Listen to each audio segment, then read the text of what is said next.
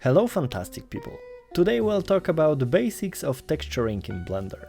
If you'd like to brush up on your modeling skills, you can check out this tutorial. Texturing models is a massive subject, so today we'll talk only about the basics, and then we explore more advanced subjects while texturing different types of game assets. Let's get straight to it. Because the default cube is evil, we delete it together with everything else. Then we add new cube, less evil. It's beautiful yet somehow boring, so let's add a new material to it. We do it in the Material Properties tab.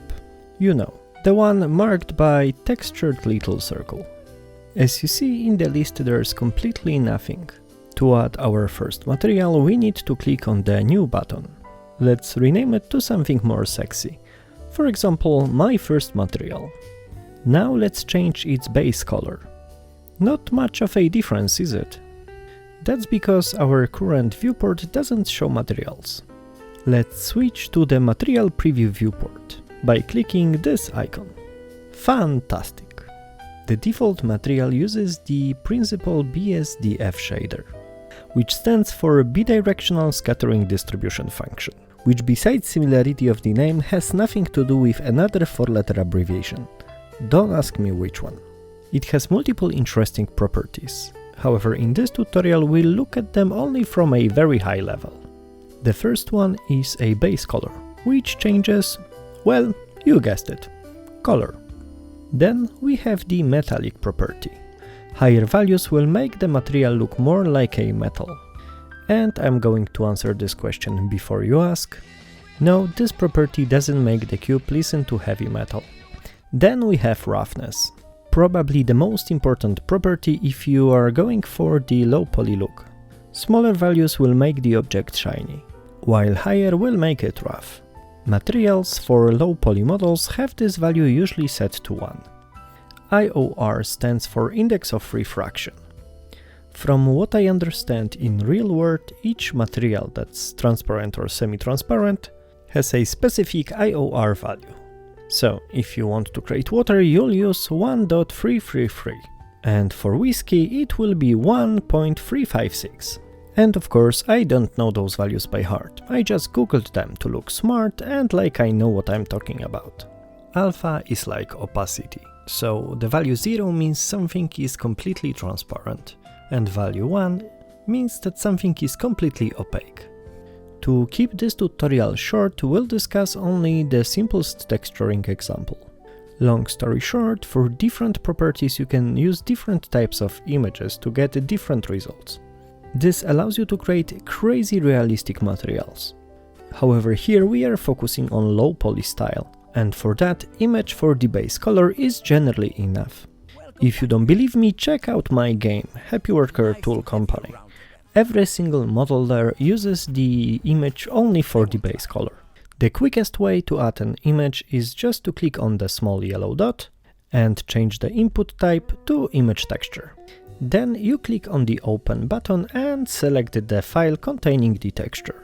However, this way is not the most professional way, and even though it works for simple models just fine, there will always be somebody complaining that this is not the correct way. And to make those people cry even harder, I decided to make my texture not squared. This is just to prove the point that for simple scenarios everything will work crazy fine, even if you don't follow good practices. That being said, it's good to use squared texture files. And then the resolution should be always powers of 2. So values like 64, 128, 256 and so on. In one video or the other we'll talk about the reasons behind it. However, for this one it is far beyond the scope. And no, of course it's not because I have no idea why. We'll talk about how to display the correct part of the texture on the face in a moment. However, first let me show you the proper way of adding image as an input for the base color. From the tabs on the top, select Shading. At the very bottom you see our simple shader graph. Our texture image is connected directly to the base color. This is correct, however the texture itself should have some additional nodes. But the best part is you don't have to remember which ones. If you have the Node Wrangler add-on enabled, you can simply click on the shader itself and then press Ctrl T. That will add all the nodes that you need. Then again on the image texture node, click on the open button and select the texture file. The two nodes before it will make sure that the UVs are mapped correctly. What are UVs, you ask? Let's talk about that now. Let's change the main tab to UV editing. Here we have two main panels. On the left side we have our UV editor, and on the right we have the typical 3D viewport. Our object is currently in the edit mode. If we select any of the faces, it will be highlighted in the UV editor. The UV map is basically a mapping showing where each vertex should be on the texture itself. It's information for the model that tells it which part of the texture should be displayed on each face. Now, there are crazy lot of rules and good practices when it comes to the UV mapping. To be fair, you don't need most of them for the low poly models. However, it will really be beneficial for you if sooner or later you learn a little bit about them.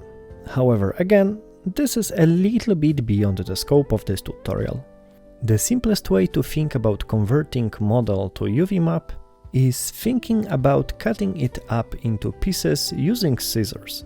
You know, it is like disassembling a cardboard box. You want to make something flat from a 3D geometry.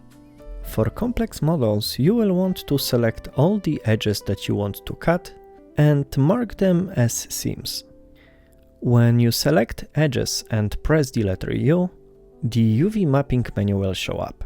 To mark something for cutting, you mark it as a seam. You can do that by selecting the Mark Seam option or by simply pressing the letter A. Then when you mark all of the relevant edges, you press U once again and then select Unwrap Conformal. This is the manual process for unwrapping models. However, again, for simple models, Blender has some very useful features. When you pressed U, you probably noticed there is a cube projection option. If we would like to apply the same part of the texture to all of the faces, that would work perfectly. However, we are real artists and we cannot do a simple thing like that. Instead, we have three different parts of the texture. First one for the top, second for all of the sides, and the last one for the bottom. Instead, we are going to use Smart UV Project. This one will keep for us every single face separate, so we'll be able to position it exactly where we want it. First, let's do the sides. We have 4 different faces, but we want to apply exactly the same texture. To do that, let's snap them to each other to make sure they are in exactly the same position. First, let's enable snapping, and then let's change the snap target to vertex. Then when hovering over face, let's press the letter L to select it. Then the letter G to move it, and then we just snap it to the correct vertex. Now we repeat these steps for the rest of the faces. Now to be able to see our changes, let's display the material using the Material Preview viewport. Fantastic! Now we select all of the 4 faces and move them to the right place using the letter G. Then we scale them using the letter S. I would like the texture to be in different orientation, so I simply rotate the faces using the letter R. Nice! Now I move the bottom face, scale it,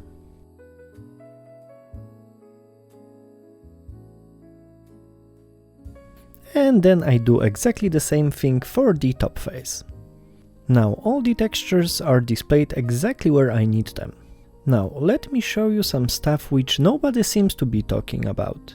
If you add some extra geometry, it will try to follow the existing UVs. So if we insert the top face, you can see that the texture is not moving. So we have some extra faces, but all of them are exactly where we want them to be. This gives us a lot of nice possibilities. Let's see what happens if we extrude the face down. The water is still exactly where we want it to be. However, the 4 new faces on the sides are squashed, like the cutting happened from the very top. So now let's have a look how we can easily fix them. So let's say we want to display the same texture for all of them. We could select them and once again use the Smart UV projection. However, this will make their ratios a little bit off. We would have to position and scale them manually, which would be a little bit of extra work. Not terrible, but being a lazy person like I am, I'm going to do something completely different. I'm going to select all of the 4 faces and then select Cube Projection. As you see, the ratios are exactly as expected. I can now take and move them exactly where I want them to be. Similarly, we can try to bevel the edges of our barrel. Now, it is not so perfect, but the fixes are pretty simple. We can simply grab the faces that feel off and place them on the right parts of the texture. When the faces are connected with each other, moving one will distort the connected one. To prevent that from happening, we can simply use the split option in the UV menu. That will detach the selected face completely from the other ones. Then we position it nicely, and here we are. Fantastic! If you learned something useful, please leave a comment and like this video. And of course, don't forget to subscribe to my channel. And there's also a new Discord server, which may be a great place for you if you are looking for a positive and warm game development community. Have a fantastic day, love you, and bye bye!